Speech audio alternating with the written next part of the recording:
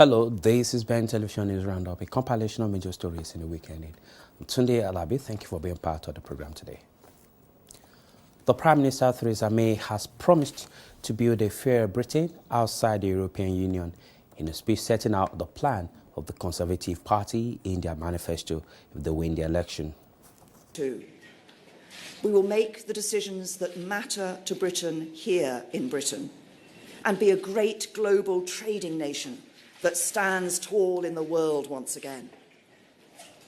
And if we get Brexit right, we can use this moment of change to build a stronger, fairer, more prosperous Britain here at home. That is the real prize, the goal towards which we must work. Because for too many people in Britain today, life is simply much harder than many seem to think or realise. They're not ideological. They don't buy into grand visions. They aren't fooled by politicians who promise the earth and claim no tough choices are required. They make those choices every day in their own lives and understand that politicians who aspire to lead must do the same. They don't ask for much. They just want to get on with their lives, to do the best for their children and to be given a fair chance. And they look to their government for help and support. This party, the Conservative and Unionist Party, will be that government. For while it is never true that government has all the answers, government, put squarely at the service of ordinary working people, can and should be a force for good. A force that steps up and acts in the interests of ordinary working people, that does not ignore them or walk on by on the other side, but serves the interests of the mainstream of the British public. With the right Brexit deal secured, my mainstream government will deliver for mainstream Britain. All those who work hard and make this country what it is. People who have a job but don't always have job security. People who own their home but worry about paying the mortgage. People who can just about manage but worry about the cost of living and getting their children into a good school. And that is why the government I lead will ensure that every area of this United Kingdom is able to prosper with a modern industrial strategy to spread opportunity across the whole country. Why the government I lead will build a Britain in which work pays, with a higher national living wage and proper rights and protections at work. Why the government I lead will keep taxes low and cap rip-off energy tariffs to help families who are working all the hours they can to pay the bills. Why we will help those struggling to afford a home of their own by building more affordable homes. It's why the government I lead will build a Britain in which the economy is strong to support world-class public services, with the most ambitious programme of investment in technology and buildings the NHS has ever seen. Record and fair funding for schools, real technical education for young people, and the first ever proper plan to pay for and provide social care. Because strong public services don't just provide security and enhance opportunity. They are vital local and national institutions that bring us all together. And it is why the government I lead will be relentless in tackling burning injustices like discrimination on the basis of race, gender, mental health or disability. For injustice is a scar on the soul of our nation, and I will fight it wherever it is found. So, for example, we will introduce the first new mental health bill for 30 years to put parity of esteem at the heart of treatment and end the stigma of mental illness once and for all. But most important of all, the government I lead will provide strong and stable leadership to see us through Brexit and beyond, tackling the long-term challenges we face and ensuring everyone in our country has the chance to get on in life. We need that strong and stable leadership now more than ever. For the next 5 years will be among the most challenging in our lifetime, a defining period for our nation, a turning point for Britain that will determine the kind of country we are and the kind of future the generations that come after us will see. That is why now more than ever, Britain needs strong and stable government. Why now, more than ever, Britain needs strong leadership to make the most of the opportunities Brexit will bring. Now, more than ever, Britain needs a clear plan and the determination and the will to see it through. Also, the Labour Party has promised national radical change and a shift if it wins the June 8th elections. Some of the changes include renationalisation of services such as the railway, royal mail and energy.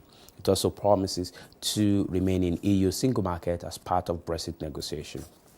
We in the Labour Party recognise that dealing with and solving these problems requires a thriving economy, one that gets our economy working again and rises to the challenges of Brexit on jobs and investment. For 7 years, the Conservatives have been holding Britain back. Low investment, low wages, low growth. Labour will move Britain forward with ambitious plans to unlock this country's potential. We will set up a national investment bank and regional development banks to finance growth and good jobs for all parts of the United Kingdom.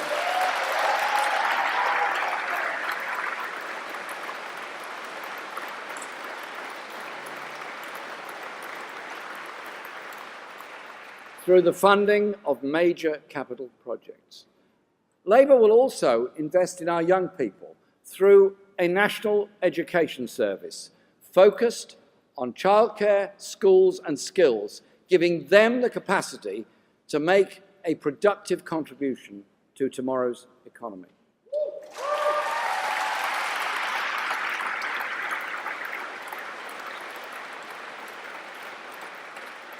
And Labour will take our railways back into public ownership and put passengers first.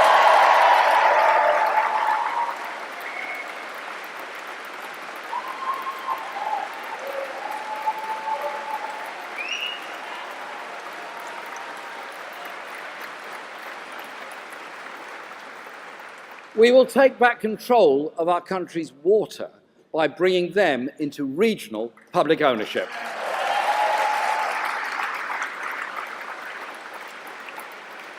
And we will take a public stake in the energy sector to keep fuel prices down and ensure a balanced and green energy policy for the future.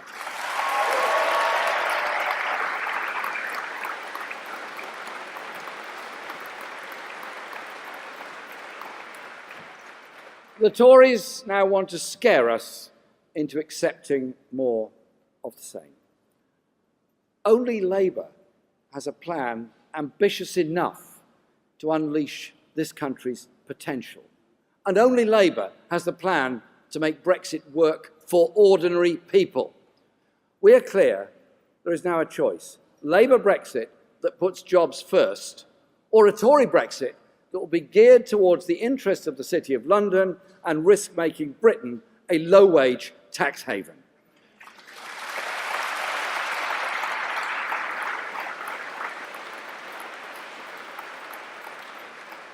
As we leave the EU, because that is what the people have voted for, only Labour will negotiate a deal that preserves jobs, access the single market, and preserves rights and access, not plunge our country into a race to the bottom.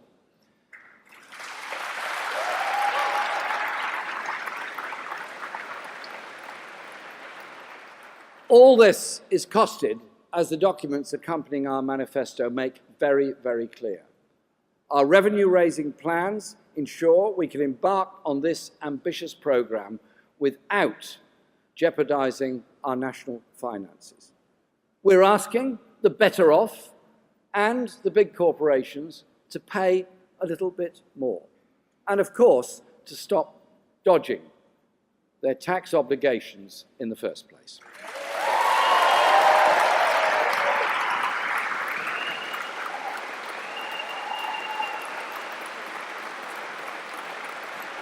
And in the longer term, we look to a faster rate of growth, driven by increased private and public investment to keep our accounts in shape. This is a programme of hope. The Tory campaign, by contrast, is built on one word: fear.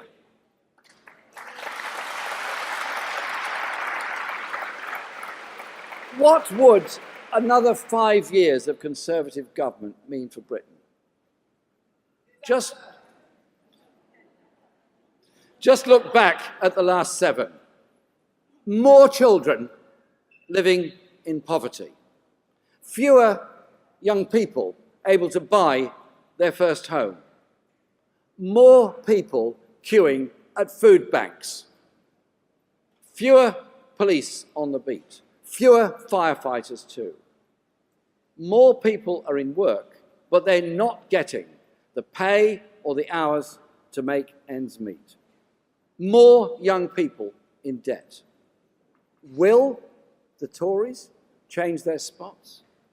Don't bank on it. Their record says they won't. The Prime Minister will disagree, of course, so I say to her today, in the most polite and friendly way possible, come out of hiding and let's have a debate.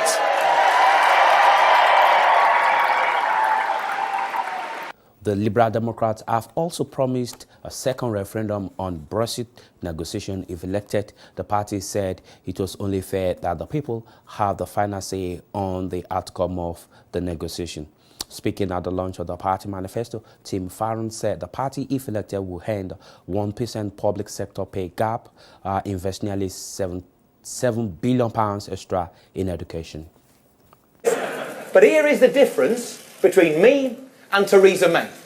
I want Malcolm, everyone here, everyone in Preston, every single one of you to have your say over what comes next. Nobody knows what Brexit will look like.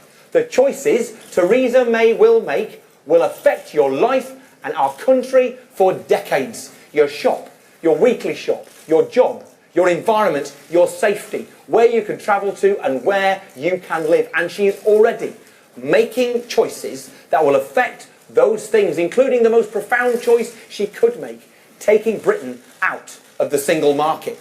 That decision alone is a time bomb under our economy, and when it blows up, it is going to take down our NHS and our schools with it. It is going to wreck our children's future for decades to come, and it is a choice, her choice, plain and simple. It was not inevitable. There was nothing on the ballot paper last June that said we were choosing to pull out of the single market. There are other countries that are outside the EU and inside the single market. Just look at Norway or Switzerland. There was nothing on that ballot paper that said that people and families from Europe who have made this country their home will be left in limbo, not knowing if they can stay in the country they've raised their kids in. And there was definitely nothing on that ballot paper that said we would turn our friends, our neighbours, our allies into enemies. And yet here we are, with our government making accusations of our neighbours and even threatening war with Spain. The choices Theresa May makes and the compromises she negotiates with the bureaucrats in Brussels will affect our children's future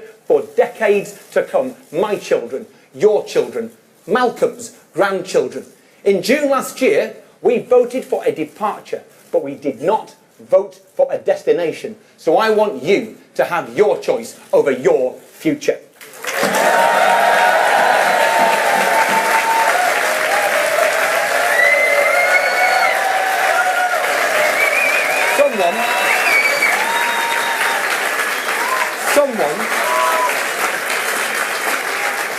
Look, it's really obvious when you think about it. Someone is going to have the final say over the final Brexit deal. It could be the politicians or it could be the people. I believe it must be the people.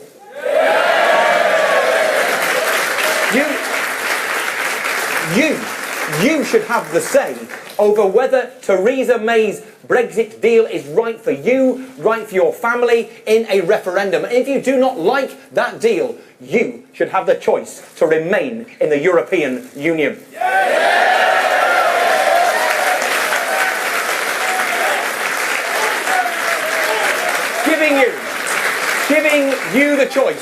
Giving you the choice over your future is exactly what our manifesto is all about. I want you to change Britain's future. I want you to imagine a brighter future. Imagine a future where our children can grow up in a country where people are decent to each other, where we have good schools and hospitals, where we take the challenge of climate change seriously, where we give our teachers and our nurses and our soldiers the pay rise they deserve for the service they give to our country, where we have an open, innovative economy, where we treat the poorest and the most vulnerable with compassion, where we do not turn our back on desperate refugees. That is the Britain I love. That's the Britain I want to lead.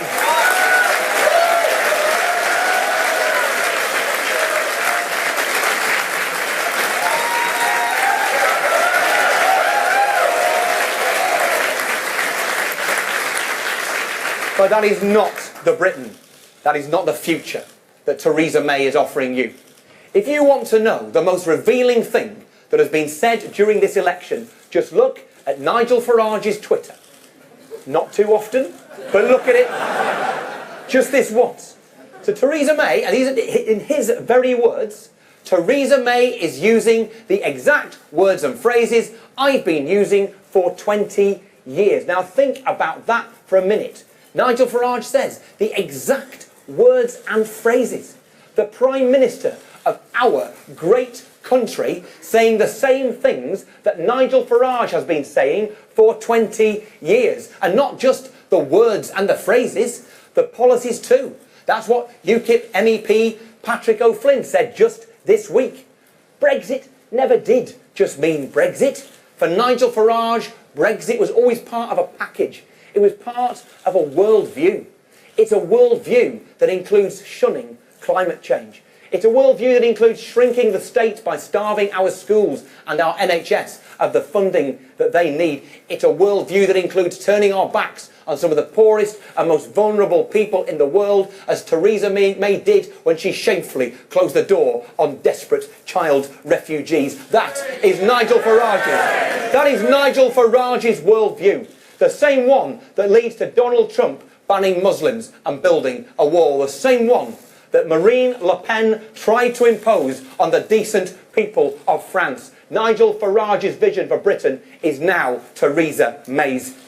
He has taken over the Conservative Party. Anti-Europe, anti-refugees, slashing funding to schools and hospitals. No wonder UKIP is standing candidates down to support the Tories. After all, who needs UKIP if the Tory government is doing what they want anyway? Somebody has to stand up to them. Someone has to fight for the decent, compassionate Britain that we love.